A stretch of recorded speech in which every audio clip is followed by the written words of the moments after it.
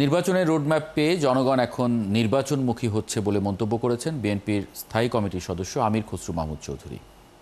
বৃহস্পতিবার রাজধানীর একটি হোটেলে আয়োজিত গোলটেবিল বৈঠকে তিনি একথা বলেন। তিনি বলেন, নির্বাচনের পর নির্বাচিত সরকার আসলে জনগণের প্রতি দায়বদ্ধ থাকবে। তিনি আরও বলেন, ১ কোটি মানুষের চাকরির ব্যবস্থা করা নিয়ে তারেক রহমানের ভীষণ পূরণে প্রস্তুতি নিচ্ছে বিএনপি। এছাড়া দেশের যেসব দেশীয় শিল্প অবহেলায় আছে সেগুলোকে বিশ্বের সামনে তুলে ধরতে হবে বলেও মন্তব্য করেন তিনি। আজকে একটা এসেছে, একটা সুসংবাদ। মানুষ এখন ইলেকশনমুখী হয়ে যাচ্ছে এবং সবাই অপেক্ষা করছে দেশের জনগণ একটা ইলেকশন হবে, একটা নির্বাচিত সরকার আসবে, সংসদ হবে, যারা জনগণের কাছে দায়বদ্ধ থাকবে, জবাব দিয়ে থাকবে, অ্যাকাউন্টেবল থাকবে এবং জনগণ তাদের সিদ্ধান্ত যেগুলো এখন স্থগিত রাখছে সব সিদ্ধান্ত নিতে শুরু করেছে।